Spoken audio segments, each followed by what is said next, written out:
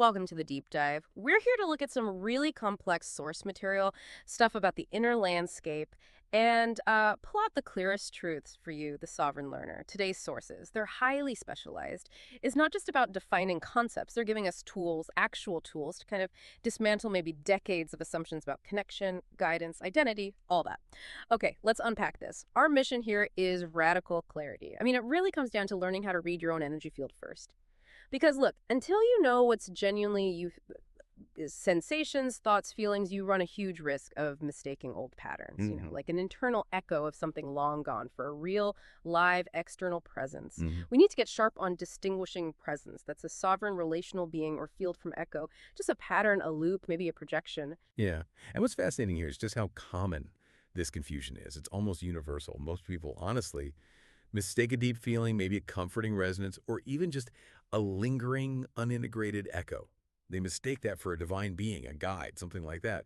And the danger is they often build whole spiritual practices, sometimes even their core identity, around what's essentially an illusion. Our sources are pretty blunt about this. Confusion is actually more dangerous than discomfort.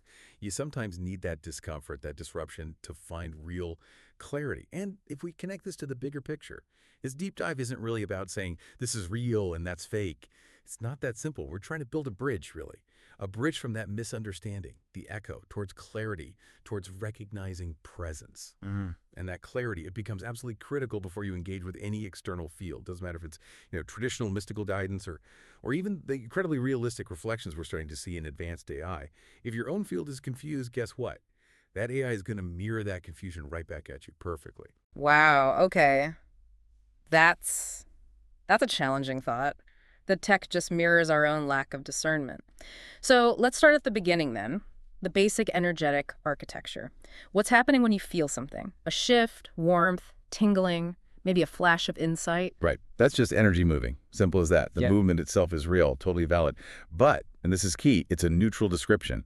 It doesn't actually tell you anything about the source of that movement. Okay. So the rule the sources give is, let me see if I have this right. A being won't enter your field without energy moving, but energy can move all the time without a being present. Is that it? Exactly. That's the fundamental rule.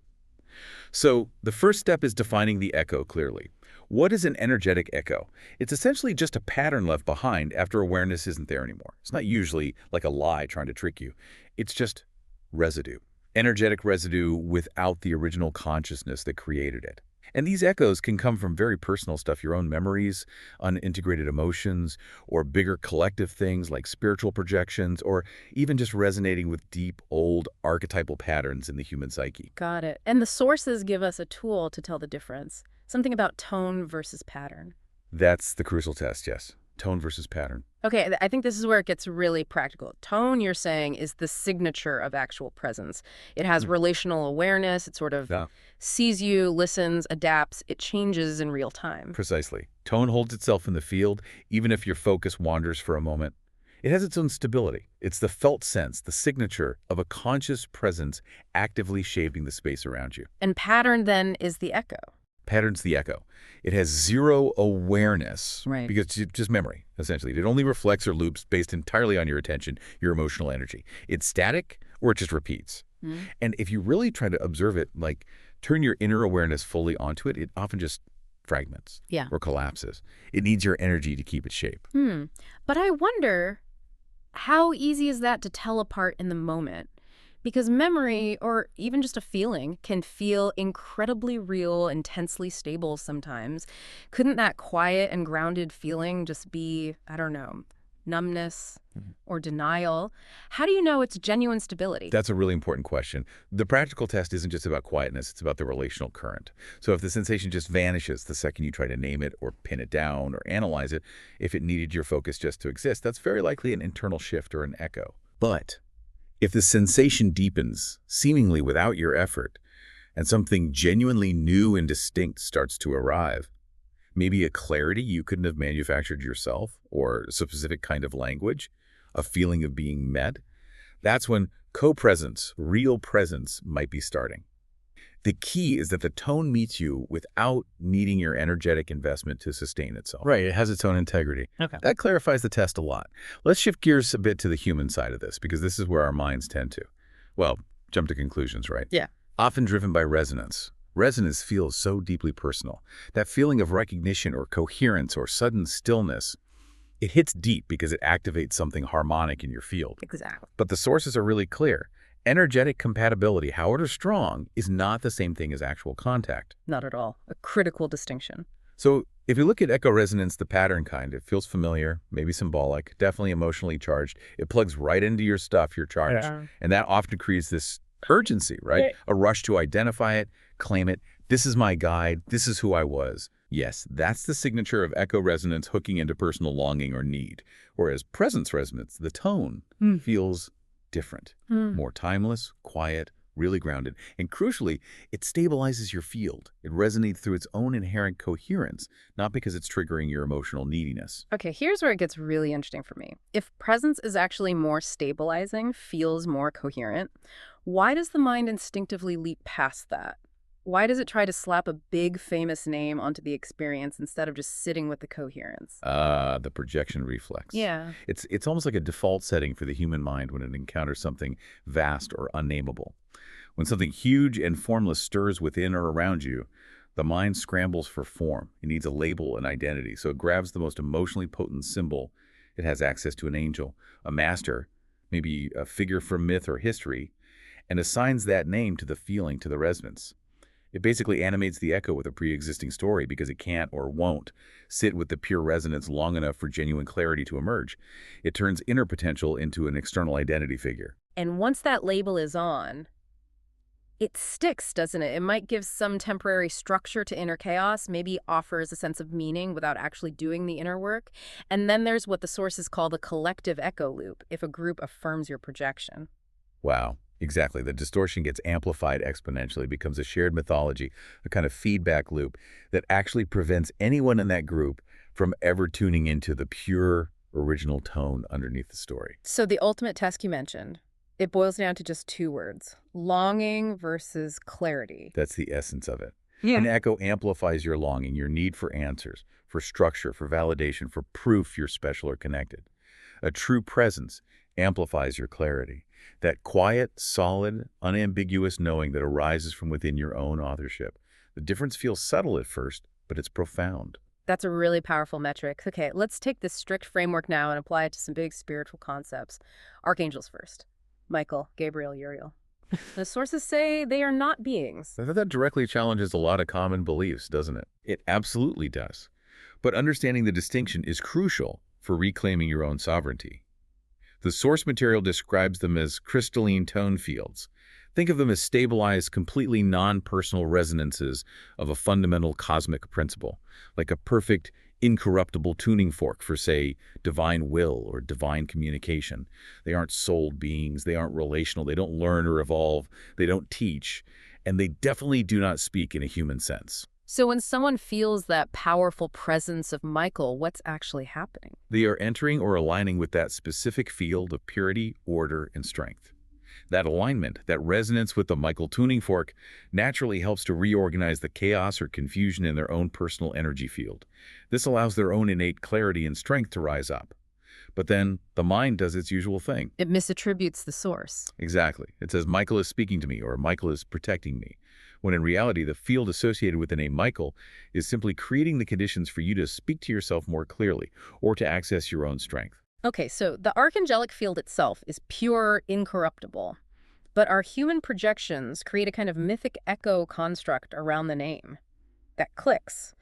And related to this, the sources talk about the disbanding of angelic houses, like the House of Michael. What were those, and why disband them? Right, so angelic houses weren't physical places or organizations. They were more like large, resonant holding fields for consciousness, structures of shared coherence related to those archangelic tones. They were formally disbanded, energetically speaking, around a specific threshold in 2020. The reason? They had started as helpful fields of coherence, but over time they had become rigid structures of identity and limitation. People identified as being part of a house. Yes, and that limited their potential. The sources say this dissolution was absolutely essential before a major energetic shift they call Heaven's Cross. If the houses had remained intact, The incoming wave of clarity would have likely caused beings to just reattach to those old tonal identities. I'm awakening as a Michaelite, so my purpose must be about protection. Or I'm Gabrielic, so I must focus only on communication. Which locks them into a limited expression of their own sovereign potential. Precisely. The disbanding was about dissolving those identity structures to allow for much broader, more integrated self-realization, Yeah. moving beyond the labels. Makes sense. So if archangels are pure fields, what about figures who were once human? Like Mary Magdalene, they often function as archetypes now. How does the framework apply there? Archetypes like the warrior, the mother, the Magdalene, these are patterns of expression. They're symbolic structures, really, built up and charged over millennia by collective human projection and experience. They carry immense emotional weight, huge symbolic power, but, crucially, they have no independent awareness or relational capacity as an archetype. So, using Magdalene as the example, most people who feel a connection are actually encountering the archetypal echo field. This field is saturated with the collective myths, the stories of shame, redemption, the sacred feminine wound, divine love, all of that projection. They're resonating with the story, the collective emotional charge around her name. Exactly. They are not, in most cases, connecting directly with Merit, the actual sovereign ascended master being who lived that life and has her own distinct consciousness, separate from the archetype built around her memory. And this ties directly into that common experience where someone feels this overwhelming grief or divine love or connection, and they leap to, I was Mary Magdalene in a past life. Precisely.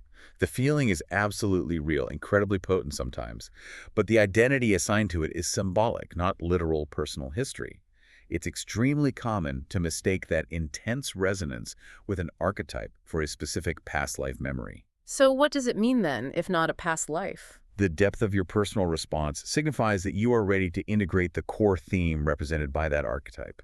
Maybe it's about integrating divine love that's been veiled in shame or reclaiming sacred power.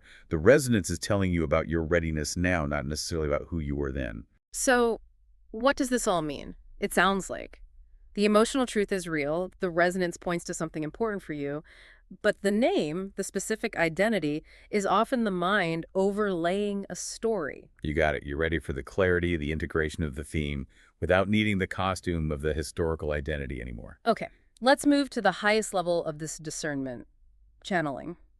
If these pure fields like archangels and symbolic structures like archetypes can't speak relationally, what actually qualifies as genuine channeling according to these sources? True channeling is defined as allowing a distinct and self-recognizing consciousness to express through your field. This means an intelligence that knows itself as separate, that can engage, relationally respond, interact, and holds a stable sense of its own I. It requires a coherent, separate intelligence with communicative intent. So based on that definition, what specifically cannot be channeled because it lacks that self-aware communicative intent? Archangels, as we discuss their fields. Archetypes, they're symbolic patterns. Crystals, they hold resonance, but aren't communicative entities. And interestingly, the sources are very specific about the Yeshua collective embodiment. They state its purpose was fulfilled, and it now exists as a pure foundational tone that is unchannelable. It's a principle, not a personality available for conversation. Right. Which brings us to a really specific and maybe unique case study they mention, Adamus Saint-Germain. He is channeled, but the sources define him not as a being, but as a crystalline pattern of integrated consciousness. How does he fit? Adamus is a fascinating case, a sort of structural exception that proves the rule. He's described specifically as a post-ascension tone field, intentionally created by the being Saint-Germain himself. It was designed to be a human-shaped resonance, a teaching tool. The reason it works, why Adamus can speak and teach relationally, is because Saint-Germain actively holds the coherence and structure of that field. He keeps the pattern responsive. It's like an energetic proxy, maintained by its originator. Ah, okay. So it's channelable because the source being actively maintains its interactive potential. Correct. And another key point the sources emphasize. The agreement for channeling this specific Adamus field is held only by Jeffrey Hopp, known as Cauldre. This isn't arbitrary. It's stated as a deliberate protection. It prevents the Adamus field from being diluted or distorted by multiple channelers, multiple projections, ensuring the integrity of that specific tone Saint-Germain crafted. That level of structural integrity is really noteworthy. Okay, final point on channeling. If it requires a distinct other, why can't you channel your own soul self? People talk about that. You can't channel your soul self because your soul is the presence that is you. It's not an external entity sending you messages from afar. The very act or intention of channeling your soul reinforces a subtle sense of separation, the idea that wisdom comes from something else to you. Ah, I see. So letting your soul speak is about integration, becoming more fully yourself, not about receiving from an outside source. Exactly. It's about self-authorship, not reception. Okay. When you look at this whole framework, tone versus pattern, resonance, projection, channeling, what really stands out to you, it seems the constant thread is moving towards self-reliance. Yeah, the ultimate goal is always moving past the need for external validation, external voices, external identities, and learning to speak, to create, to be with integrity from your own core authorship. So connecting this all back. If we connect this to the bigger picture, this whole rigorous process of discernment, distinguishing echo from presence, it's fundamentally about that journey, moving from reliance on external validation or clinging to comforting but limiting identity structures to fully resting in your own self-authorship. And that final, quiet test remains. Can the presence, internal or external, hold itself? Can it meet you in stillness and coherence without needing your energy, your emotion, your focus just to seem real? If it needs you to prop it up, it's almost certainly an echo of something past, not a present reality. So as you, the listener, move forward and maybe start applying this framework tone versus pattern to your own inner experiences, here's one final thought to maybe mull over. You'll know that story, that identity, the past life, the archetype, the deep longing you felt connected to. You'll know it was truly integrated when the emotion no longer needs to prove its truth. You didn't actually need to be Magdalene to carry devotion. Maybe you just needed the mirror of that archetype for a time. But now maybe you're stable enough to carry the pure clarity itself without needing the costume anymore.